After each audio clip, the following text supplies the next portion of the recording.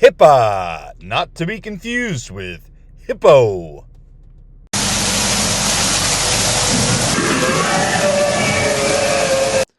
So before we go over the considerations, let's talk about what HIPAA is. HIPAA is the Health Insurance Portability and Accountability Act. This was created in 1996 because there were a lot of concerns about health insurance as pertaining to switching jobs, as well as the growing digitization of medical records. So you might be like this raptor here, pondering, why is HIPAA a thing and what is it used for? I'm glad you asked. HIPAA essentially can be broken down into three different parts. First off, it is to secure your health information. It protects you from anyone else accessing your information.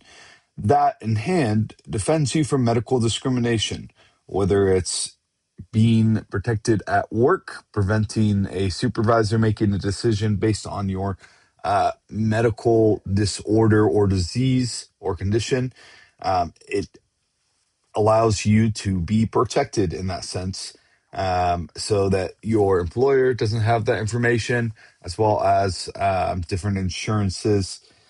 Um, this also was put into place to help people maintain their job coverage when it comes to health insurance. As before HIPAA was in place, oftentimes people would lose coverage and it was harder to get it back.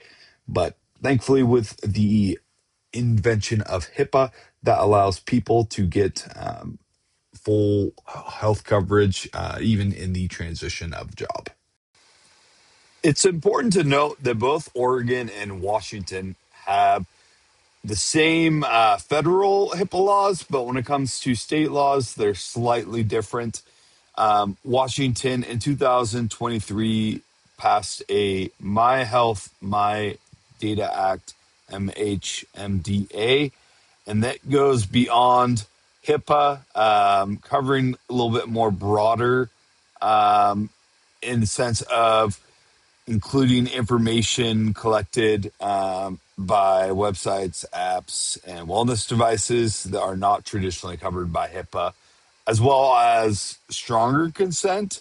And that means there's opt in consent for collecting and sharing consumer health data. Um, and then there's also the private right of action, which allows individuals to sue companies directly for violations, which can really increase the legal risk for the businesses, but risk comes with the territory. And then there also is the geofencing that is prohibited. And basically, that's just virtual boundaries around healthcare facilities to target ads or collect data from consumers. There's also the Oregon Consumer Privacy Act that went into effect last year. And the key differences from HIPAA is that there is confidential communications. So essentially, the law protects the patients and gives them the right to have their protected health information sent to them instead of the primary account holder, whether that be a parent or spouse, who pay for their insurance. There's also genetic information privacy, and this law states that there is privacy protection for genetic information, including the right to refuse to have health information and biological samples used for genetic research. They also require explicit consent from the client before their sensitive information is processed. So you might wonder, what are some things to consider? There's a lot to consider with HIPAA, but let's start off with the first thing we should talk about. So, as Matt was talking about, and I don't mean Matt as in myself, I mean Matt as in the other Matt. I mean, this, Matt. Actually, here's a little refresher to remind you of the content. Hey everybody, Matt Carpenter here, and I've got a video for you today on creating forms for your business. Now, this will be like informed consent forms and release of information forms. Thank you, Matt. I will take it from here. So basically, when you are going over the informed consent with your client, you will talk about HIPAA. You'll talk about HIPAA in the sense of first you get their consent to record and to essentially counsel them, and then from there you also share with them that there's a confidentiality where you as the counselor will never share their information due to HIPAA, as well as building trust between each other. But there are few things to consider as a counselor that might require us to override HIPAA, and that is in cases of imminent harm, whether that's imminent harm to themselves, imminent harm to someone else, or if legal requires that, either through criminal cases or litigation. But it is important for them to understand that the information will be protected unless that situation comes about. So there are a bunch of different checklists you can look at to be HIPAA compliant, but the one in particular that I'm using is from the Oregon Optometric Physicians Association. And I'll give you guys the link so you guys can check it out for yourself. Look at every single item.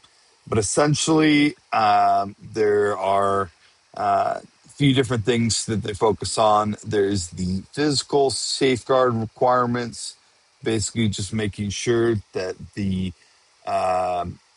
place in which the information is stored is not easily accessed remotely. For example, in the office, that the computers aren't easily accessible. Then there's the administrative safeguard requirements, and this includes things like training, someone in charge of HIPAA training, even a HIPAA compliance officer, regular trainings, yearly risk assessment, and a bunch of other stuff. There's the technical safeguard, which is more focused on your website. If you're storing information there, making sure that people can't just easily log in and get other people's information, or that they can't just hack in.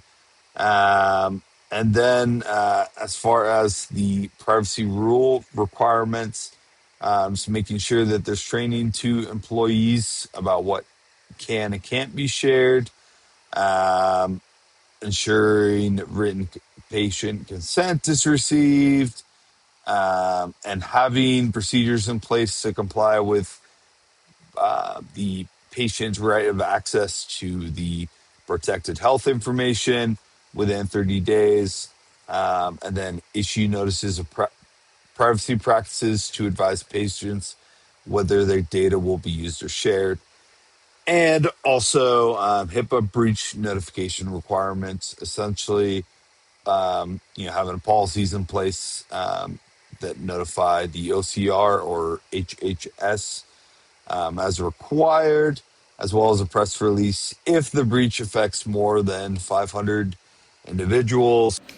If you are worried that you may or may not be meeting the HIPAA requirements, you can always consult someone, whether that's an attorney or someone from the state.